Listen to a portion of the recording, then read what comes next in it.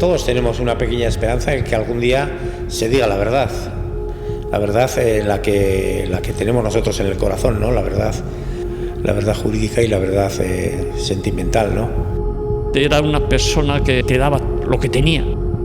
Sí, yo tenía mucha admiración. El tiempo hace su trabajo. No puede ser que después de 50 años estemos en estas circunstancias. Nunca se ha investigado en España qué pasó. Eduardo Moreno Vergareche, conocido como Pertur, fue visto con vida por última vez el 23 de julio de 1976. Tenía 26 años. Era donostiarra, músico, estudiante de empresariales, militante clandestino y uno de los principales ideólogos de ETA político-militar en un momento decisivo, los últimos años del franquismo y los primeros pasos del proceso de transición democrático en España. En ese contexto, Pertur se propuso transformar ETA. Llegó a la conclusión de que ETA debía dejar de estar dominada por la lógica militar y que debía participar de forma activa en el nuevo escenario democrático que empezaba a abrirse tras la muerte de Franco. Pero ese proyecto tenía enemigos, dentro y fuera de ETA. Pertur estaba llamado a un papel importantísimo en la transición del País Vasco, con unas ideas muy innovadoras, muy valientes, que tal vez hubiesen cambiado la historia vasca tal y como la conocemos. ETA político-militar estaba rota por una discusión cada vez más profunda: política o armas, partido o vanguardia militar, participación en el incipiente proceso democrático o intensificación de la lucha armada. Pertur estaba en el centro de esa fractura. Para algunos compañeros era el hombre que podía conducir a la organización hacia una nueva etapa. Para otros, empezaba a ser un obstáculo. Cuando desapareció, muchos señalaron de inmediato a la policía franquista y a los grupos parapoliciales. Era la hipótesis lógica en aquel contexto. Pero muy pronto, entre algunas de las personas más cercanas a Pertur, empezó a abrirse paso una sospecha aún más perturbadora. ¿Y si a Pertur lo habían hecho desaparecer sus propios compañeros? Casi 50 años después, el caso sigue abierto. No hay cuerpo, no hay tumba, no hay una versión definitiva. Solo hay indicios, silencios, contradicciones y una pregunta que no ha dejado de repetirse desde aquel verano de 1976. ¿Quién mató a Pertur y quién hizo desaparecer su cuerpo? Para entender su desaparición, quizás haya que preguntarse antes quién era Eduardo Moreno Vergareche. ¿Quiénes eran sus enemigos? ¿Qué estaba ocurriendo dentro de ETA político-militar? ¿Y por qué Pertur perturbaba a tanta gente?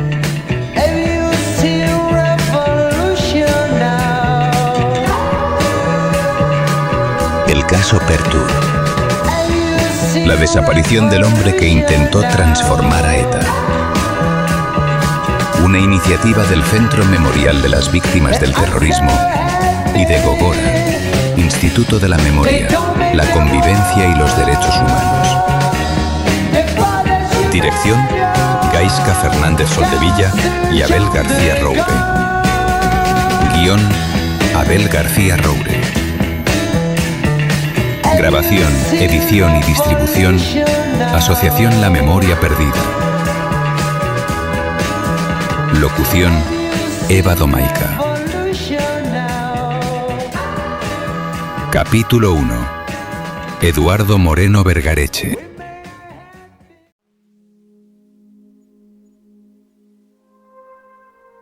Yo me acuerdo, llegué a casa, hacía una noche fantástica, buenísima, llegó al parking y había mucho coche.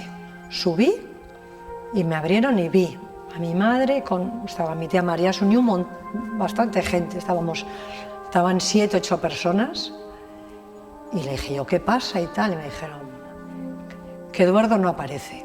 Eduardo no aparecía, habían pasado X horas, pero no... Claro, no es de una persona normal, con la clandestinidad y todo. Y entonces al día siguiente, pues como aparentemente empezaron a aparecer las cosas, que si era la ultraderecha, que si tal y cual, pues inmediatamente pues mis padres se fueron, mucho revuelo. Yo, la conciencia, y cuando más o menos lo asimilé, yo creo que a los 2 o 3 días, y entré en casa y estaba mi madre sentada en la cama, puesta así, en el borde, y decía, como un animal no lo voy a volver a ver nunca más. Pero como un animal, como quien ha perdido, y no le voy a ver nunca más, nunca más.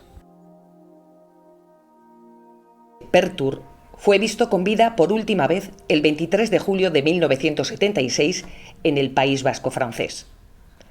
20 días antes, el 3 de julio, el rey Juan Carlos I había nombrado presidente del Gobierno de España a Adolfo Suárez como sustituto de Carlos Arias Navarro. España entraba en una fase decisiva. Si la sociedad española aspira a una normalización democrática, creo que nuestra obligación es tratar de conseguirla. Si se ha iniciado como tarea urgente la reforma política, vamos a llevarla a cabo con el realismo que nuestro tiempo exige. Franco había muerto 8 meses atrás, pero la dictadura no había desaparecido de golpe. Sin embargo, todos los actores con peso político empezaban a comprender que algo se movía. Había que posicionarse. También ETA. Dentro de la organización, un hombre había interpretado cuáles iban a ser las claves del futuro y había llegado a una conclusión. El papel de ETA debía cambiar. Su nombre era Eduardo Moreno Vergareche, alias Pertur, el perturbador. Sin el cambio de rumbo que fijó Pertur para ETA Político-Militar en el 76, no se explica ni la creación de ella, ni la participación de Euskadi Euskal en las elecciones, ni que un sector de la izquierda abertzale importante entra en el juego democrático, en la transición, y se convierte en demócratas ellos mismos. Muchos de estos miembros de ETA luego han sido demócratas auténticos, incluso pacifistas, y tampoco se entiende, sin los cimientos teóricos de Pertur, la disolución de ETA político-militar. Es decir, que las consecuencias de su innovación teórica han sido importantísimas. Pues yo creo que en el caso de mi hermano es que es esa esquizofrenia de las dos cosas, ¿no?, complicadas, como pues dentro de la misma lucha pues pudo haber semejantes luchas de poder o semejantes traiciones y semejante... Porque bueno, aunque se pueda opinar una cosa u otra, él estuvo secuestrado y eso está probado. Y luego, pues bueno, que igual si no hubiera desaparecido, pues fue un poco promotor de dejar la línea armada, que para mí eso es lo más importante. También es complicado porque no vamos, o sea, es un hombre que perteneció a ETA. En un momento, él, pues volvemos a lo de siempre, no tenía delitos de sangre, pero bueno, tiene una responsabilidad política, puesto que ahí estaba. Hay que recordar que fue un dirigente de ETA, que durante sus años en ETA hubo numerosas víctimas mortales.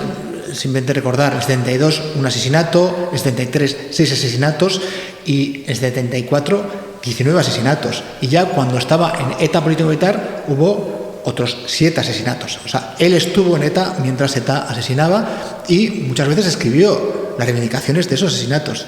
Es decir, no conviene blanquearlo y hay que tratarlo como lo que es, una figura de su momento, una figura compleja, poliédrica. Gaizka Fernández Soldevilla es historiador del Centro Memorial de las Víctimas del Terrorismo y uno de los investigadores que más ha estudiado la trayectoria de Pertur, su papel en ETA político-militar y las hipótesis sobre su desaparición. No fue un autor material de violencia, pero sí fue un autor intelectual, una persona que justificó este tipo de violencia. Y había acciones que funcionaban por su lado completamente, como atentados y así, y debían tener unos unas discusiones y unas polémicas entre ellos tremendas, pero ahí estaba, claro, lo que es ser una organización clandestina, con diferentes sensibilidades. Yo creo que es que no sé qué podía pintar mi hermano ahí con ciertos sujetos, pero bueno, eso me imagino que se dará en muchas organizaciones clandestinas. En una ponencia interna, Pertur había defendido que ETA debía convertirse en un actor político, que debía arrinconar la lógica militar como centro de la organización, que no podía seguir pensando solo en términos de clandestinidad, acción armada y respuesta represiva en un país que empezaba a entrar, aunque fuera de una forma incierta, en una nueva etapa. Mi madre siempre decía que la última vez que los vio siempre estaban diciendo ¿cuándo vas a dejar esto? Y dijeron pues eso, que sí, que ya estaban intentando que ya se abandonara y bueno, volvieron ellos con un mínimo de esperanza de que la cosa se terminaba. A de veces que he pensado, qué pena que a mi hermano no lo cogieran y no lo metieran en el trullo como estuvieron en el trullo todos y pudieron salir con la amnistía. Qué casualidad. Yo a fecha de hoy a lo único que aspiro, por favor, que aparezca el cuerpo. O sea, que esto termine de una vez. Durante años, la desaparición de Pertur quedó atrapada entre versiones, acusaciones cruzadas y silencios. Hasta hoy, ninguna prueba concluyente. Nadie ha sido capaz de demostrar quién hizo desaparecer a Pertur y terminó probablemente con su vida. No hay confesión, solo una ausencia.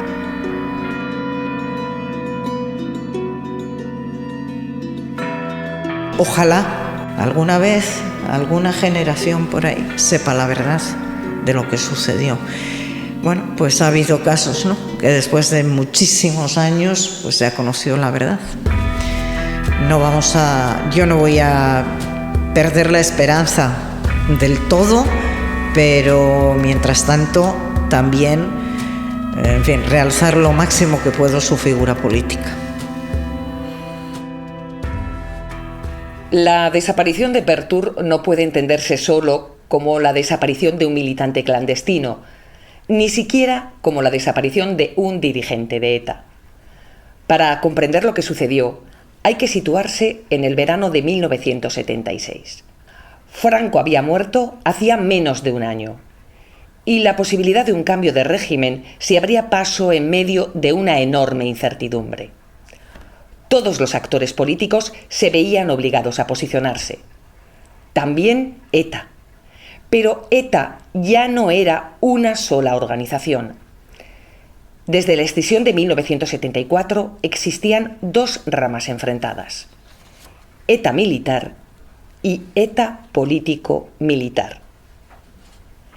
ETA militar era entonces el sector más pequeño, formado en torno a algunos de los militantes más veteranos y partidario de mantener una estructura estrictamente armada y jerarquizada. ETA político-militar, en cambio, era en aquel momento la organización mayoritaria y más fuerte.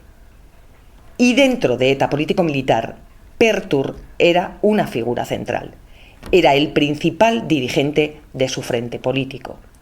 El hombre que estaba intentando pensar qué debía hacer ETA en un país que ya no era exactamente el de Franco, pero que tampoco era todavía una democracia. Todavía estábamos en plena dictadura. A mí me corrieron a boinazos ya en una manifestación la Policía Nacional. Estaban el proceso de Burgos, entonces no me parecía tan mal, ni mucho menos que estuviera ahí. Era como, yo misma estaba mucho más metida pues, en el euskera. Es que claro, yo iba al monte, es que todo era como mucho más politizado. Nosotros oíamos la radio francesa o la BBC, pero claro, la radio española y televisión española estaba sesgada, no, lo siguiente, o sea, claro. Es muy fácil decir ahora que yo no hago en absoluto una defensa de Eduardo, no, porque a mí me pesa mucho muchas cosas, pero también hay que situarse en 1973, 72, 70 y... Claro. Es que no se puede mirar ahora con los ojos de ahora esa época, porque es que no tiene nada que ver. Pertur había llegado a una conclusión incómoda para los suyos. La estrategia de ETA debía cambiar. No podía seguir funcionando como si nada hubiera pasado. Había decidido materializar su proyecto en una ponencia interna. La ponencia Ochagavía. Un texto que trabajaba junto a otro de los jefes políticos de los Polimilis, Erreka. En la ponencia proponían una transformación profunda de la organización, articularla políticamente y convertirla en una organización capaz de participar en el proceso democrático, subordinando la lucha armada a las decisiones y estrategias de la dirección política. No era solo un cambio táctico, era un cambio de jerarquía. La política debía mandar sobre lo militar. La acción armada debía dejar de ser el centro. Y ETA político-militar debía prepararse para participar activamente en el escenario institucional que empezaba a abrirse en Euskadi y en el conjunto de España. Aquella posición no era marginal, no era una reflexión aislada de Pertur. Tenía apoyos importantes entre la militancia de ETA político-militar, especialmente entre quienes entendían que la muerte de Franco obligaba a repensarlo todo. Pero también tenía enemigos, y no enemigos menores. Los Komando Bereziak, los comandos especiales de ETA político-militar, defendían una lógica opuesta. Para ellos, las armas no debían subordinarse a una dirección política. No aceptaban que el frente militar quedara sometido a quienes querían convertir la organización en un actor político de la transición. En esa disputa aparecen nombres que volverán una y otra vez en esta historia: Paquito, Anchón y Apala. Los Beresis, el sector más militarista de ETA político-militar. Para ellos, Pertur no era solo un adversario estratégico, era un obstáculo, quizá incluso una amenaza. Y esa es la pregunta que se abre desde el momento de su desaparición. Si Pertur representaba un proyecto político con posibilidades reales dentro de ETA político-militar, si su ponencia podía cambiar el rumbo de la organización, si su liderazgo podía inclinar la balanza hacia una vía política en plena transición, ¿qué significaba hacerlo desaparecer? ¿Era solo un crimen contra una persona? ¿O era también una forma de impedir que aquel proyecto llegara a imponerse? Antes de intentar responder a esa pregunta, hay que conocer al hombre que estaba detrás de ese proyecto. Al hombre que antes de convertirse en Pertur se llamaba Eduardo Moreno Vergareche.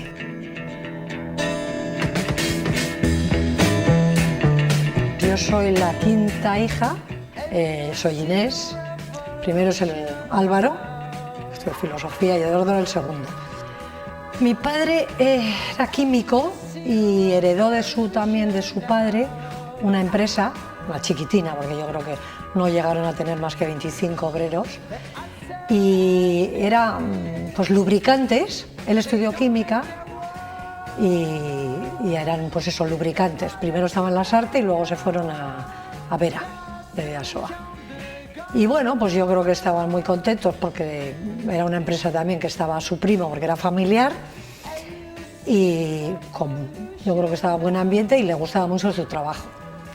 Empezó además a tener diferentes contactos con empresas del extranjero, viajaba, hubo un poco pues que una expansión, y yo creo que el hombre estaba muy contento hasta que pasó lo que pasó. Mi madre no trabajó nunca, con los 7 hijos pues le hubiera gustado, pero en el momento pues no. Es que mi madre era muy especial, tiene un carácter no introvertida, pero luego era muy sociable y muy así. Entonces, bueno, mi madre por el trabajo de mi padre tuvo que acompañarle bastantes veces, luego se aclaraba bastante bien con los idiomas, entonces le acompañaba en algunos viajes. Eduardo estudió en el Colegio Alemán de San Sebastián y después en el Colegio Católico de Santa María, el centro de los marianistas. Era buen estudiante, aplicado, creyente, tan creyente que en algún momento llegó incluso a plantearse ser misionero. Él estudia en colegios religiosos en ese momento, tiene unas notas buenas, también parece que tiene una vocación religiosa acendrada en aquel momento de la infancia, que le iba a soñar con ser misionero, que era algo bastante habitual en la época. Estudia económicas en San Sebastián, en lo que luego va a ser la Universidad de Deusto, todavía no se llamaba así. Él estudiaba en el mismo recinto universitario, solo que en la parte de económicas, que dependía de Sarrico, y una vez acabadas las clases, pues lo normal era que nos reuniéramos en su casa en la calle Guetaria. Yo estaba de patrona en la calle San Martín, que estaba prácticamente a 2 pasos, y hacía mucha vida en casa de Eduardo. Y ahí es donde comenzamos también pues, a hacer pinitos con la guitarra. O sea, yo creo que tenía una personalidad arrolladora, yo creo que tenía mucho don de gentes, muy simpático, muy simpático, muy cariñoso. Yo creo que con mi madre, el más cariñoso de todos, muy vacilón, le gustaba mucho también el vacile, hacer el... Sí, pero... Y luego, sin embargo, debía ser súper comprometido, porque yo no me enteré mucho más tarde que quería ser misionero. Yo creo que era una excelentísima persona, era muy buena persona. Y con muchas motivaciones, se planteaba muchas cosas, pero sobre todo eso, con una simpatía y muy buen tío, para mí. Eduardo tenía un carácter muy vital, era una persona más bien nerviosa, no paraba quieto, con muchas inquietudes. Al principio, incluso inquietudes de tipo religioso, en la escuela, en marianistas. Luego yo le veía más ya con el tema de la música, súper interesado y metía muchas horas con la guitarra, le gustaba mucho la samba, la canción brasileña, la nueva canción brasileña. Y luego posteriormente, yo creo que a raíz de su participación también en manifestaciones, se empezó a hacer muy vasquista, muy de derechos vascos, empezó también a cantar canciones en euskera.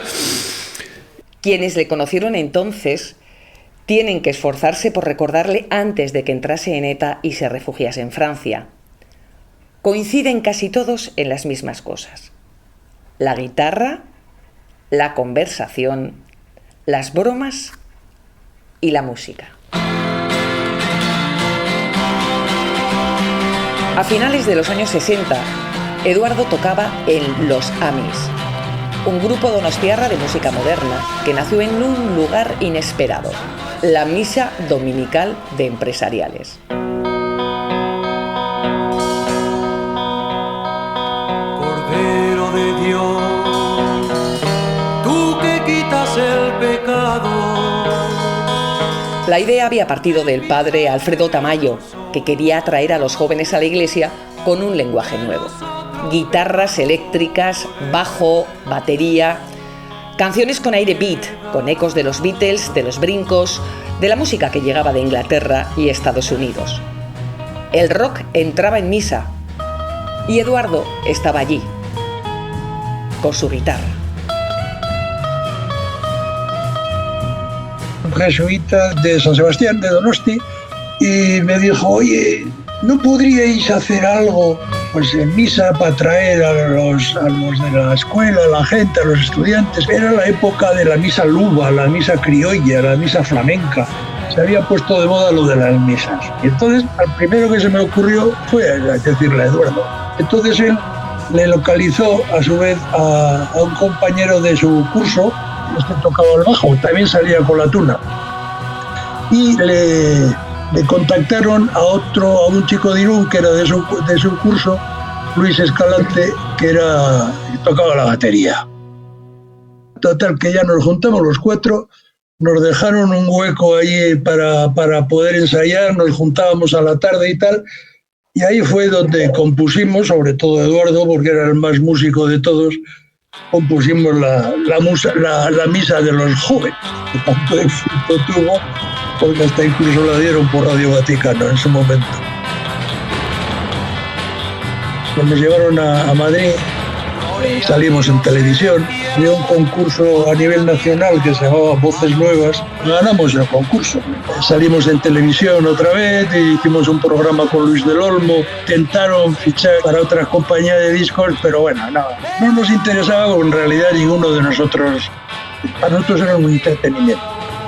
José Jaime Ortúzar fue amigo de Eduardo Moreno Vergareche y compañero suyo en Los Amis, el grupo en el que Eduardo tocaba la guitarra y componía antes de entrar en ETA. Ese fue en el año 66. Yo estaba en segundo de carrera y él estaba en primero. Pues me acuerdo que ese verano se vino Eduardo conmigo a Mundaca, que neábamos entonces una familia allá en Mundaca, estuvo unos días con nosotros. Mi madre le cogió un cariño terrible. El artista, el compositor sobre todo, era Eduardo. En Los Amis, Eduardo era el guitarrista solista. También componía. Muchas de las canciones que dejó grabadas el grupo llevaban su música. No era una afición menor. La guitarra formaba parte de su identidad, de su manera de expresarse, de esa mezcla de inquietud, creatividad y talento que quienes le conocieron siguen asociando a él. Después de Los Amis, Eduardo siguió tocando. Compartió música con Gorka Kenner, otro joven donostiarra que más tarde tendría una larga trayectoria política. En el 69 conozco a Eduardo por una circunstancia, y es que mi hermano Enrique era íntimo amigo del hermano mayor de Eduardo. Lo conozco en Donosti porque yo cambié de carrera. Él estudiaba en el mismo recinto universitario, solo que en la parte de económicas, que dependía de Sarrico. Y una vez acabadas las clases, pues lo normal era que nos reuniéramos en su casa en la calle Guetaria. Yo estaba de patrona en la calle San Martín, que estaba prácticamente a 2 pasos, y hacía mucha vida en casa de Eduardo. Y ahí es donde comenzamos también a hacer pinitos con la guitarra y comenzamos a hacer canciones. Y ahí comenzó en el 69 pues un periplo que dura hasta que él marcha a Iparralde, ¿no? Después de la caída de la gente que estuvo en el apoyo de un paso de Muga. Pero bueno, fueron años de una relación muy intensa y en la que además llegamos a debutar cantando en Vitoria, en Donosti, en Aramayona, en Lacunza, en Navarra, hasta que él marchó y entonces ya me quedé solo. Aquel Eduardo musical no encaja del todo con la imagen posterior del dirigente clandestino, del ideólogo comprometido. Porque antes del alias, antes de los comunicados, antes de las reuniones secretas, hubo un joven capaz de convertir un bar en el escenario particular de sus exhibiciones. En el bar, en la Estelena, en la antigua Estelena, que estaba en la esquina de la Plaza de la Constitución, pues el bar tenía ahí como unos ventanales que daban a la calle, hacia esquina, y el mote de Pertur pues le venía porque, Eduardo igual se le ocurría pues montar, hacer como un programa de televisión, se ponía al otro lado en la calle, al otro lado de la ventana, y empezaba a llamar la atención a todos los que estaban dentro del bar, y empezaba a hablar como si fuera el telediario, pero de cachondeo. Y entonces todo el mundo ahí se daba la vuelta a ver, pero ¿qué hace este loco? Tal, pues. El apodo nació de ahí y no en la clandestinidad. De una escena repetida en el bar Estelena, en la calle Pescadería de San Sebastián, donde a Eduardo le gustaba asomarse por la ventana e imitar a la televisión. Siempre montaba algún jaleillo dentro del bar que solía estar lleno. Y el dueño, pues ya Artur, siempre vienes aquí y me perturbas todo el bar, no sé qué, que eres un perturbador, tal. Y se quedó con eso. Una de aquellas actuaciones improvisadas provocó tal aglomeración en el local que el dueño terminó llamándole a gritos perturbador. Y el apodo se quedó. Pertur, el perturbador.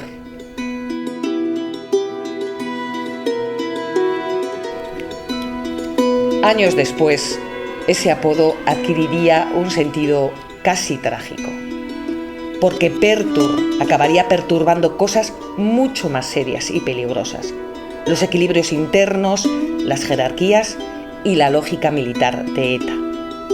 Pero en el origen del nombre no hubo ni drama ni épica, tan solo risas juveniles y diversión. Un chico donostiarra con talento para la guitarra que todavía no sabía que su vida iba a terminar convertida en un doloroso enigma.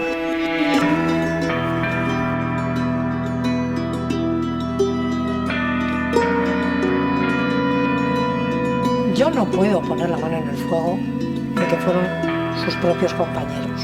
No, yo solo sé que esas personas la habían secuestrado 3 meses antes, que hay una carta en la que dice que vivía que él estaba muerto de miedo, pero muerto de miedo, aparte de por lo que venía, de por lo que pudiera tener aquí de que pasaran mercenarios y tal, él tenía muchísimo miedo por sus compañeros.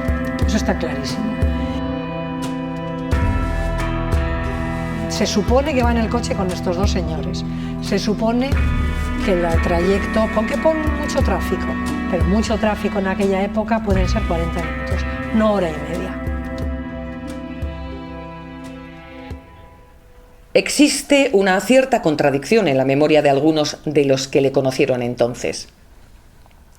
Para su hermano Álvaro, Eduardo, tan juerguista y despreocupado, no parecía destinado a convertirse en dirigente político de peso y en el referente intelectual e ideológico de una organización clandestina como ETA. La imagen que yo tenía de mi hermano era más juerguista y más una persona muy de acción. Era una fuerza de la naturaleza para la juerga también. Y como muchas veces acabábamos en el puerto de Trincherpe tomando sopa de ajo y chuletillas de cordero a las 4 o las 5 de la mañana, ¿no? En su entorno era visto como el músico, el bromista, el chico inquieto que tocaba la guitarra a todas horas. Y sin embargo, Eduardo terminó redactando ponencias políticas y formulando una estrategia para transformar ETA. El perturbador se convirtió en ideólogo. Además de ese carácter guasón y bromista, también tenía una parte intelectual y política muy acentuada. Probablemente porque lo había heredado de su hermano, Álvaro, que militaba en el Movimiento Comunista de España, que era un partido maoísta muy activo en el País Vasco en aquel momento. También su tía materna, María Asun, era una figura destacada del antifranquismo donostiarra. Y luego también hay que tener en cuenta que le toca estudiar en los años 60, que hay muchos movimientos políticos, hay una fuerte contestación al régimen franquista y él se empapa a todo eso. Tanto es así que sabemos que con solo 18 años ya participa en un encierro en la Catedral de Buen Pastor, en este caso para protestar contra los malos tratos a los detenidos, y que muy poco después, en diciembre del 71, participa también en una asamblea en su universidad para acordar una huelga acerca del primer aniversario del proceso de Burgos. Suelo poner el inicio en el proceso de Burgos, como en el caso de otra tantísima gente, y a pesar de que yo todavía era muy jovencita, sí recuerdo ya haber participado en una primera movilización coincidiendo con el proceso de Burgos, porque 2 de los que estaban en el proceso eran hermanos de Ataun, los hermanos de Ronsoro, Jone y José Antonio, y además él fue condenado a muerte, fue una de las penas de muerte. Claro, en el pueblo aquello y en nuestra juventud era algo a lo que no encuentras explicación, ¿no? Y dices, bueno, hay que parar, hay que frenar, hay que hacer algo para que no suceda. La movilización consistió en una concentración en la iglesia del pueblo y ya, o sea, no hubo más, ¿no? Que luego, curiosamente, he sabido de que Eduardo había participado a su vez en el Buen Pastor en las mismas fechas.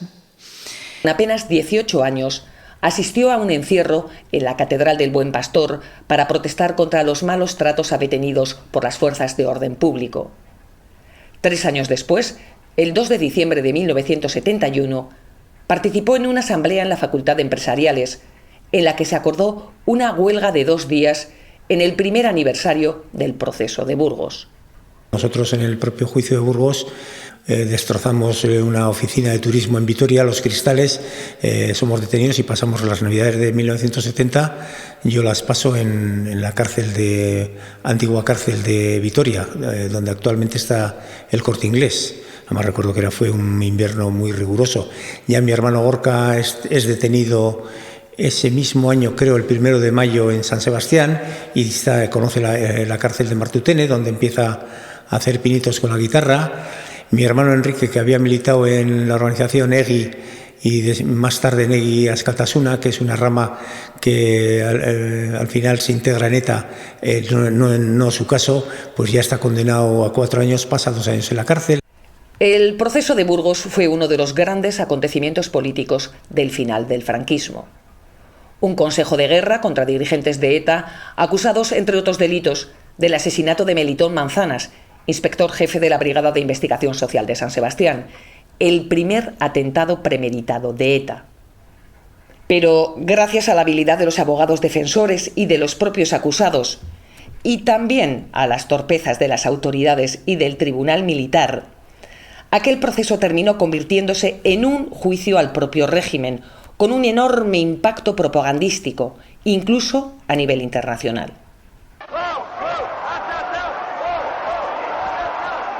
Para muchos jóvenes vascos de la época, con inquietudes políticas, aquel proceso tuvo un efecto decisivo.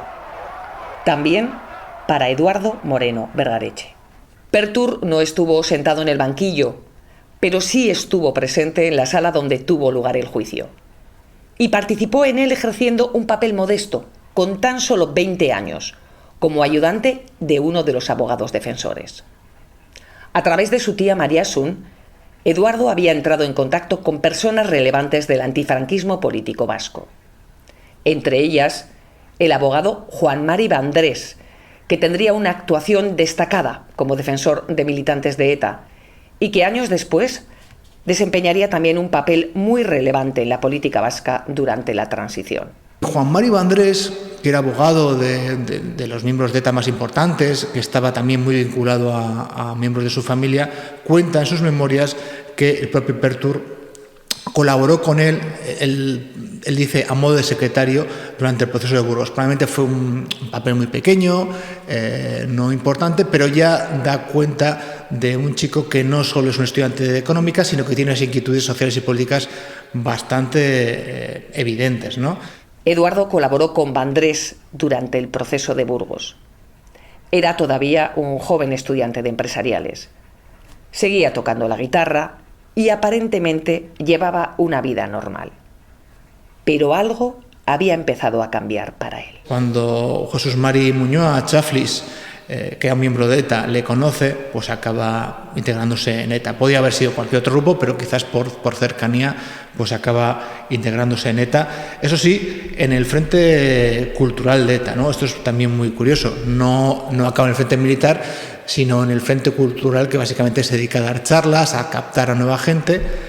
Pero la política no apareció de golpe. Fue entrando poco a poco, por una figura que marcó decisivamente su educación sentimental y política, su tía materna, María Asun. Lo recuerda el hijo de María Asun, Andrés Miller Thyssen Vergareche. Bueno, pues Eduardo era 5 años mayor que yo. Nosotros vivíamos en el piso 6º y abajo vivían la familia de Eduardo. Entonces estábamos desde niños, también iba al mismo colegio que fui yo, a Marianistas, y con Eduardo tenía una relación especialmente afectiva, porque él era muy cariñoso, era muy vital,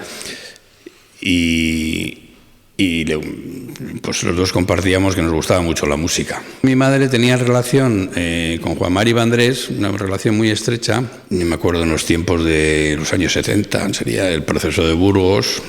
Ahí empezó a haber una efervescencia política que en mi casa pues solían venir incluso después de los juicios, de las sesiones de los juicios de Burgos, pues los abogados. Pues Juan Mari Vandrés, venía Gregorio Peces Barba, venía Miguel Castel, y ahí se montaba, bueno, pues una especie de tertulia, se comentaban cómo habían ido las jornadas, y bueno, Y tanto Eduardo como Álvaro solían asistir también porque les parecía muy interesante el tema. Y así, pues bueno, poco a poco también se fue tejiendo la relación de mi madre con Eduardo, que en primer lugar era afectiva, como sobrino, pero luego también fue una relación, digamos, le llamaría política de alguna manera, ¿no? Porque mi madre también empezó a despertar esa conciencia democrática, antifranquista y vasquista también, de lucha por la libertad del pueblo vasco, y en eso generó unos lazos muy fuertes, sobre todo entre los dos, con Eduardo. Aquel ambiente fue alimentando las inquietudes políticas de Eduardo, igual que lo hizo la influencia de su hermano mayor, Álvaro, militante del movimiento comunista de España. El primero que empezó, yo creo que fue Álvaro, que era el más intelectual. Entonces Álvaro ya estaba metido pues, en varias cosas de política, y yo siempre he pensado, Eduardo pues tiene una diferencia yo creo que de 2 años. Cuando Álvaro empezó, pues yo no sé qué años podía tener, 19, por ahí, no me acuerdo. Voy a una primera manifestación el 1 de mayo del 66, obviamente ilegal, y ahí con la mala suerte de que la primera que voy y me detienen y ahí ya tengo una ficha. Pero cuando Álvaro se metió en una encerrona que hubo en el Buen Pastor, yo me acuerdo, llamaron a casa, que vivíamos en San Sebastián en el centro, creo que abrí yo la puerta, había 2 tíos que me dijeron, Álvaro Julián, como mi tía vivía al lado y teníamos mucho trato, María Sumbergareche, Álvaro estaba arriba. Me dicen, oye, que han venido unos amigos para preguntarte. Y les está Álvaro Julián, a mí nadie me llama Álvaro Julián. Bajo y entonces sacan la chapa. Le dijeron que cogiera las cosas y que se lo llevaban deportado, pues estuvo en Navarredonda de la Sierra.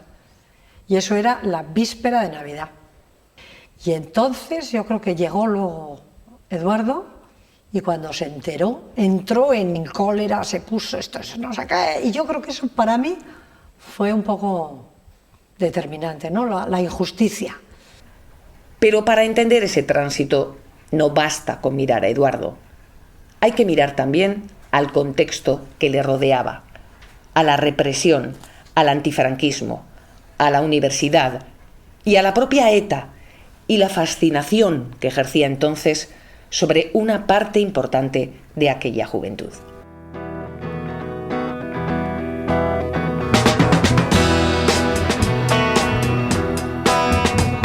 Ya el hombre asesinado, aguerreado, ¿por qué todo este rencor? Ya un pueblo fue dividido, fue maltratado, ¿por qué toda esta destrucción? Gente inocente mucho ha sufrido, 2 hermanos se han matado, ahora la guerra va a terminar. Soy Pachirola, nací en enero de 1956, mi juventud la viví en las postrimerías del franquismo y en un entorno familiar muy comprometido. Un tío encarcelado, un primo de ETA encarcelado, torturado, y a mí me marcó importantemente el juicio de Burgos. Y en aquel contexto, pues yo, como muchos, pero unos cuantos, pues queriendo luchar contra el franquismo, pues nos comprometimos y de alguna manera participamos en la organización ETA.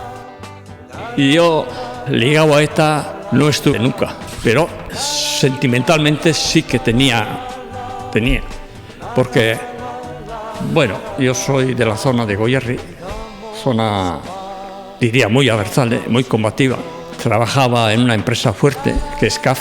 Me acuerdo la primera concentración que hubo en CAF. Yo era un chaval de un caserío que no había conocido ningún follón en esos términos. Entró la policía armada, había una concentración de las oficinas y vi aquel movimiento obrero que espantando y la policía pegando, y entraron en la plaza de Versailles, pues en aquella situación pues me impresionó, era un chaval, me impresionó, pues me cayó el cielo pues encima. A comienzos de los años 70, ETA ya no era aquella organización casi marginal de la década anterior. Había crecido, se había estructurado, había aumentado su capacidad operativa. Los sabotajes, los atracos, los robos, las acciones de propaganda y los enfrentamientos con las fuerzas de seguridad se sucedían en un clima cada vez más tenso y violento. La organización estaba dirigida entonces por Eustaquio Mendizábal, Chiquía. Bajo su liderazgo, ETA había entrado en una fase de activismo frenético. No obstante, durante la etapa de Chiquía, ETA no vuelve a cometer asesinatos premeditados como el de Melitón Manzanas. Sin embargo, la violencia, la clandestinidad y el enfrentamiento con el Estado entran en una espiral ascendente imparable. ETA empezaba a convertirse en una organización criminal con verdadera capacidad, más sólida y más peligrosa. En aquel momento había tanta represión y a la represión aquella no se le daba la contestación adecuada. Y cuando ETA militar también con Chiquía, cuando hacía acciones en sindicatos vertical y tal, decías, bueno, entendías. Entonces, de alguna forma entendíamos que había una organización que hacía justicia, con esos elementos, que no crímenes, y que se hacía justicia. Fermín Imaz fue militante de ETA político-militar y conocía bien a Pertur. Tras su desaparición, la organización le encargó participar en la investigación interna sobre lo ocurrido aquel 23 de julio de 1976. Con Pertur tenía todo. Con Pertur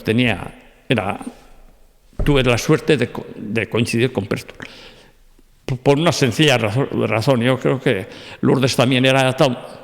Cantidad de gente de Ataun estamos, y yo creo que coincidió.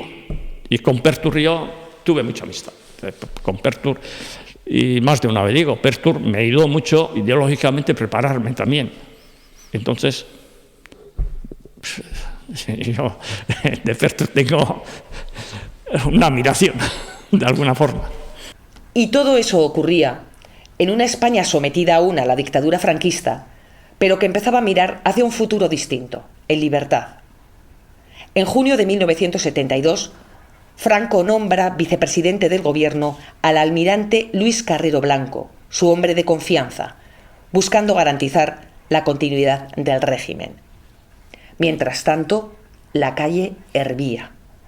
La conflictividad obrera crecía, las huelgas se extendían, la represión seguía siendo la respuesta habitual del franquismo ante cualquier desafío político o social. Estuvo 2 meses en huelga, estuvimos. En 2 meses de huelga hubo una solidaridad terrible en Goierri, recogida de dineros en las iglesias y reparto a las familias vulnerables. Y, era increíble. Oye, pensando con la mentalidad de hoy, mentalidad no existe. Y entonces estuvimos detenidos, parece que éramos 8 o así, nos hicieron juicio en Madrid. Pero bueno, la detención básicamente era para que terminaría la huelga. Fue en ese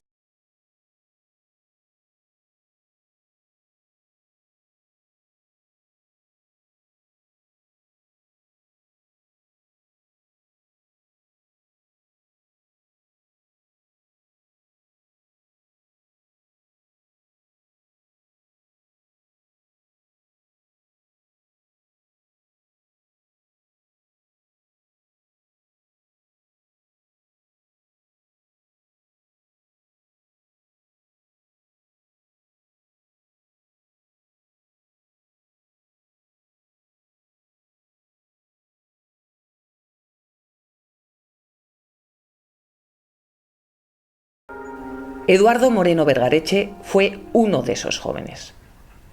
Entró en ETA a través de Jesús Mari Muñoa, Chaflis, pero no pasó inmediatamente a la clandestinidad.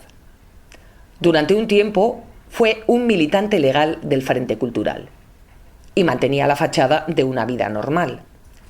Seguía moviéndose por San Sebastián, seguía siendo Eduardo para su familia y para muchos de sus amigos, pero en secreto impartía charlas clandestinas a nuevos reclutas. Ahí empieza una doble vida. De un lado, Eduardo, el estudiante, el músico, el hijo, el amigo. Del otro, Pertur, el militante, el cuadro político, el hombre que empieza a formarse dentro de ETA hasta convertirse, pocos años después, en una de sus cabezas pensantes más relevantes. Nosotros no nos enterábamos. Aparentemente estaba estudiando, hubo ahí como 3 años, 4, como de un impasse, hasta que más o menos se tuvo que ir. Tengo recuerdos de cuadrilla, tengo recuerdos de la parte vieja, pero bueno, por el medio sucedieron muchas cosas. Había una relación muy fuerte, había una relación en la que estábamos, como otra mucha gente, pues en la clandestinidad haciendo de todo, sindicato de estudiantes. Que recuerdo alguna reunión en la cafetería Bye Bye en la avenida, por ejemplo. Organizábamos huelgas en la universidad. Bueno, eran los años aquellos y era lo que tocaba, ¿no? Hasta que su primera acción, entre comillas, que es acercar a otros miembros de ETA a la frontera navarra, una vez los deja, hay un enfrentamiento armado entre los etarras y la Guardia Civil. Uno de esos etarras, que es alias Iarra, Juan Antonio Aranguren, muere por disparos, y cuando Pertur se entera se escapa de casa y va a Francia. Entonces cuando la policía va por él ya no está, y tampoco él tiene ya marcha atrás, ya está totalmente implicado, y a partir de entonces, digamos, va a ser un liberado de ETA, es decir, que va a vivir y va a trabajar a sueldo de la organización. El 13 de septiembre de 1972, Eduardo y otro militante conducen 2 vehículos hasta Urdax, en Navarra. Transportan con ellos a un grupo de miembros de ETA que se disponen a pasar clandestinamente a Francia. Poco después, uno de ellos, Juan Antonio Aranguren Mújica Iarra, muere en un tiroteo con la Guardia Civil. Eduardo se entera por el periódico y comprende que tiene que desaparecer. Cuando las fuerzas de orden público acuden a su domicilio, él ya no está allí. Ha huido, ha cruzado la Muga, nunca regresará.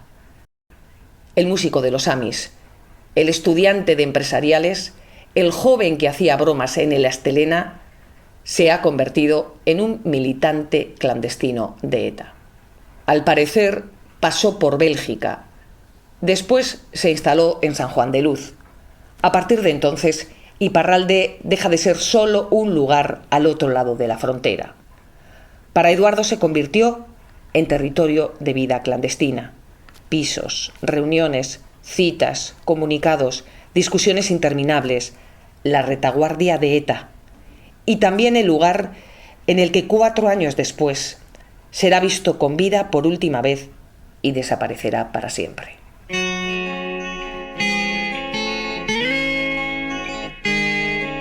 El caso Pertur. La desaparición del hombre que intentó transformar a ETA. Una iniciativa del Centro Memorial de las Víctimas del Terrorismo y de Gogora, Instituto de la Memoria, la Convivencia y los Derechos Humanos. Dirección: Gaisca Fernández Soldevilla y Abel García Roure. Guión: Abel García Roure. Grabación, edición y distribución: Asociación La Memoria Perdida. Locución: Eva Domaica. Han intervenido en este capítulo, por orden de aparición, Joseba Kenner, Fermín Imaz, Lourdes Ausmendi, Gaisca Fernández Soldevilla, Inés Moreno Vergareche, Gorka Kenner, Andrés Müller Thyssen Vergareche, José Jaime Ortuzar, Álvaro Moreno Vergaleche, Pachi Elola Azpeitia.